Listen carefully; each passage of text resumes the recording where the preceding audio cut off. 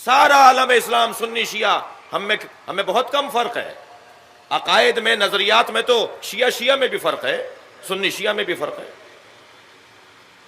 عقائد میں تو سنی میں بھی فرق ہے. میں جس فرق کی بات کر رہا ہوں وہ اعمال کا فرق، وہ رفتار کا اور کردار کا فرق ہے. اگر میں یہ کہتا ہوں کہ سنی شیعہ کے اندر بہت کم فرق ہے تو مجھ پر ایک اعتراض آتا ہے، مجھ سے ایک سوال ہوتا ہے، کیا یہ فرق کم ہے کہ ہم پہلا امام اور خلیفہ مانتے ہیں اور ہمارے بھائی چوتھا مانتے ہیں، آپ کہہ رہے ہیں کوئی فرق نہیں ہے؟ تو بھائی یہ فرق تو شیعہ میں بھی ہے، یہ فرق تو سنی میں بھی ہے. عقائد کا فرق تو ذاتی اور فردی ہے. جو اسلامی تعلیمات کے حوالے سے بات ہوگی تو وہ اعمال اور رفتار کی بات ہوگی. عقیدہ تو آپ سب کا مختلف ہے، کوئی کسی جیسا عقیدہ نہیں رکھتا. بھائی سلمان اور ابو ذر کا عقیدہ ایک نہیں تھا، اصحاب پیغمبر کے عقائد ایک جیسے نہیں تھے. اور پھر میں نے ایک جملہ کہا کہ میں نے کتنا علی پہنچایا ہے ان لوگوں تک کہ جن سے مجھے علی چاہیے، جنہیں میں چاہتا ہوں کہ مولا کائنات کو وہ ایسے مانے جیسے میں مانتا ہوں. تو میں نے کتنا پہنچایا علی بن ابی طالب کا کمال اور عظمتیں ان تک. میں نے کیا اہتمام کیا ہے، میں نے کیا انتظام کیا ہے. قصور میں سے مراد ہم سب کا ہے. رفتار کو دیکھیے، کردار کو دیکھیے، اعمال کو دیکھیے. مسلمانوں میں بہت کم فرق ہے. بھائی صبح صادق سے لے کر اور افطار تک جو آپ 16 گھنٹے 14 گھنٹے 12 گھنٹے تک روزہ ایک ساتھ چلاتے ہیں وہ تو ذہن میں نہیں رہتا. 8 منٹ کا فرق یاد رہ جاتا ہے کہ شیعہ 8 منٹ پہلے، معاف کیجیے گا، بعد میں کھولتے ہیں اور سنی 8 منٹ پہلے روزہ کھول لیتے ہیں. وہ بھی قرآن کی آیت سے دلیل مانتے ہیں اور بناتے ہیں کہ غروب تک روزہ رکھنا ہے. ہم بھی غروب کو عنوان افطار قرار دیتے ہیں. فرق اتنا ہے کہ سورج کے غروب ہونے کی ابتدا اور سورج کے مکمل غروب ہو جانے تک 8 منٹ کا دورانیہ لگتا ہے. ہم مکمل غروب ہو جانے پر کھولتے ہیں، وہ آغاز غروب پر روزہ کھول لیتے ہیں. اور فرما رہے ہیں تو وہ جو کئی گھنٹوں تک ساتھ رکھا اس کو اشتراک نہیں سمجھ رہے. 8 گھنٹے کے اختلاف کے اوپر جھگڑے ہیں، لڑائیاں ہیں. نمازوں میں کس کا کہاں فرق ہے؟ کون سا سنی جو ہے صبح کی نماز 6 رکعت پڑھتا ہے، کون سا شیعہ ہے نماز ظہر 8 رکعت پڑھتا ہے؟ رکعتیں بھی ایک جیسی ہیں. قیام، رکوع، 2 سجدے، تشہد، نام تھوڑے بہت مختلف ہیں. حج کے اندر آپ چلے جائیے، اہل سنت جسے طواف زیارت کہتے ہیں آپ اسے طواف نساء کہتے ہیں. عمرہ مکمل کیا، حج مکمل کیا، اس کے بعد مرد عورت پر حرام ہو جائے گا اور عورت مرد کے اوپر حرام. یہ میاں بیوی کے تعلقات ختم ہو جائیں گے. اس کے لیے لازم ہے کہ حج اور عمرے کے بعد طواف اور 2 رکعت نماز طواف، جسے ہم طواف نساء کہتے ہیں، ہمارے بھائی اسے طواف زیارت کہتے ہیں. وہی طواف ان کے یہاں بھی ہے، وہی طواف ہمارے یہاں بھی ہے. آپ جوڑتے چلے جائیے فقہ اسلامی کے اندر، اور شاید یہ جو قرب پایا جاتا ہے، یہ جو فقہی طور پر قربت پائی جاتی ہے، اس کا ایک بڑا سبب یہ ہے کہ حضرت امام اعظم ابو حنیفہ فرماتے ہیں جب ان سے کسی نے پوچھا کہ آپ کی عمر کتنی ہے، اس وقت ان کی عمر کوئی 60 برس کی تھی. جب پوچھنے والے نے پوچھا کہ آپ کی عمر کتنی ہے، توجہ چاہوں گا اس مثال کے اوپر. پوچھنے والے نے پوچھا آپ کی عمر کتنی ہے، کہنے لگے 2 سال کا ہوں. توجہ کی، کہنے لگے 2 سال کا ہوں. انہوں نے کہا جی آپ کی عمر تو بتا رہی ہے کہ آپ کوئی 60 سال کے ہیں. کہنے لگے نہیں، میری زندگی سے اگر جعفر صادق کی خدمت میں رہنے والے 2 سال نکال دو تو میری زندگی ہی نہیں ہے. میری زندگی تو ہے ہی وہ کہ جو میں نے جعفر ابن محمد کی زندگی میں گزارے ہیں. بہت ساری چیزوں میں اشتراک ہے. بحث یہ تھی، بات یہ ہے کہ عبادت پروردگار وہ بھی کر رہے ہیں، عبادت پروردگار ہم بھی کر رہے ہیں. مگر عزیزان گرامی، سارے مسلمان، مجھے معاف کیجیے گا میں تفریق نہیں کر رہا، میں تقسیم نہیں کر رہا کہ ان کی غلط ہے اور ہماری صحیح ہے اور ہماری غلط ہے اور ان کی صحیح ہے.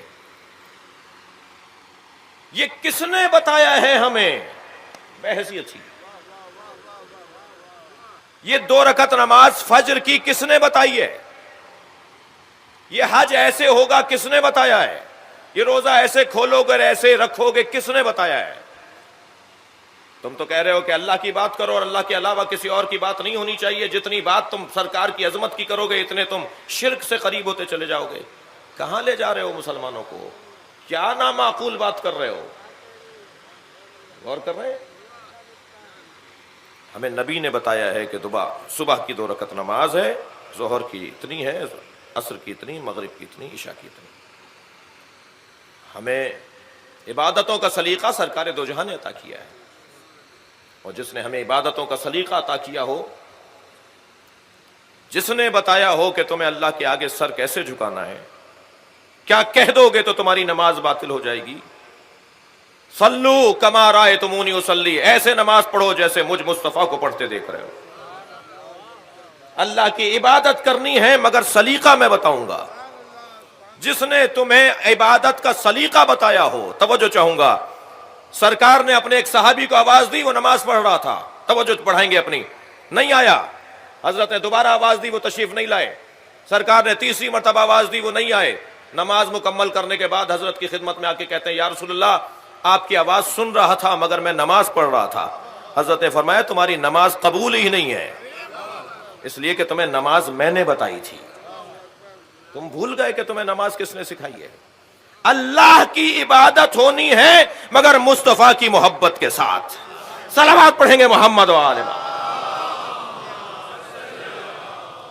بھئی ایک زاویہ حسین آیا ہے، میں چاہوں گا کہ اس میں آپ کو شریک قرار دوں اپنی فکر کے ساتھ۔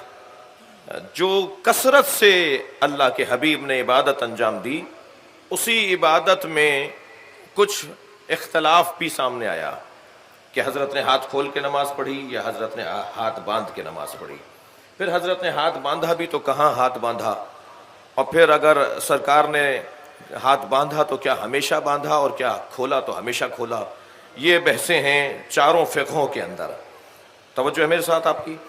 تو مختلف انداز سے سرکار کی عبادت کے حوالے سے بحثیں ہیں، میں اس بحث میں مبتلا نہیں ہونا چاہتا کہ سینے پر باندھا، پیٹ پر باندھا، ہاتھ کھولا یا کیا، مگر میں اتنا جانتا ہوں کہ جب 3 دورے خلافت اور حکومتوں کے بعد مولا کائنات بظاہر خلافت پر فائز ہوئے، اور آپ نے اپنی رسمی اور اداراتی اور ریاستی اعتبار سے جو پہلی نماز جماعت، توجہ ہے آپ حضرت کی، جو پہلی نماز جماعت میرے مولا علی نے پڑھائی ہے، اس کے پڑھ لینے کے بعد اصحاب آپس میں یہ کہہ رہے تھے لقد ذکرتنی صلاۃ محمدہ، آج محمد مصطفیٰ کی نماز یاد آ گئی ہے۔ صلوات پڑھیں گے محمد و آل محمد۔